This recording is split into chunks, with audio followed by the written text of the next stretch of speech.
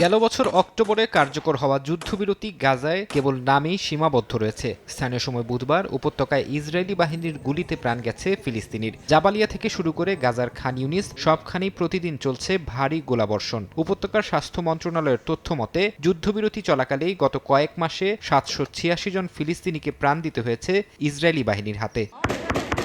গাজায় এখন নতুন আতঙ্ক হিসেবে দেখা দিয়েছে ইসরায়েল সমর্থিত সশস্ত্র অপরাধী চক্র। উপত্যকার জেইতুন এলাকায় এমন একটি সশস্ত্র গ্যাং বেশ কয়েকজন ফিলিস্তিনিকে অপহরণ করেছে বলে অভিযোগ উঠেছে, যাদের মধ্যে নারী ও শিশুও রয়েছে। স্থানীয় সূত্রের বরাতে গণমাধ্যম মিডল ইস্ট মনিটর বলছে, ইসরায়েলি ড্রোন ও সামরিক বাহিনীর সহায়তায় এসব গ্যাং সাধারণ মানুষকে জিম্মি করছে। এই পরিস্থিতি মোকাবিলায় এখন ফিলিস্তিনি প্রতিরোধ বাহিনীগুলো সাধারণ জনতাকে নিয়ে সুরক্ষা কমিটি গঠনের আহ্বান জানাচ্ছে।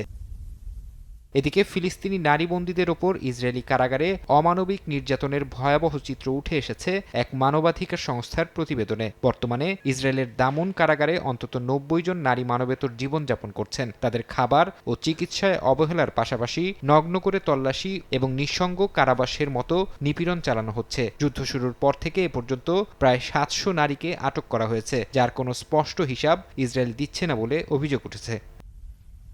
এদিকে ইসরায়েলের গোয়েন্দা সংস্থা নেতানিয়াহু সরকারকে সতর্ক করে এক গোপন নথি পাঠিয়েছে বলে জানিয়েছে গণমাধ্যম। তাদের দাবি, ইরান লেবানন যুদ্ধের দিকে ওয়াশিংটন তেল আবিবের নজর থাকার সুযোগে গাজায় নতুন করে সামরিক সক্ষমতা বাড়াচ্ছে হামাস। সংগঠনটি ধীরে ধীরে তাদের প্রশাসনিক ও সামরিক নিয়ন্ত্রণ পুনরুদ্ধারের চেষ্টা করছে বলে গোয়েন্দা রিপোর্টে উল্লেখ করা হয়েছে।